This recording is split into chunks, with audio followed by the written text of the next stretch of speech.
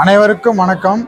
சிங்கப்பூரில் அமைந்துள்ள ஸ்ரீ ஸ்ரீனிவாச பெருமாள் கோவிலில் இந்து அறநிலையத்துறை சார்பில் வெளிநாட்டு ஊழியர்களுக்கு மிக சிறப்பான முறையில் அறுசுவை அன்னதான விழா இன்று வெகு சிறப்பாக நடைபெற்று கொண்டிருக்கிறது.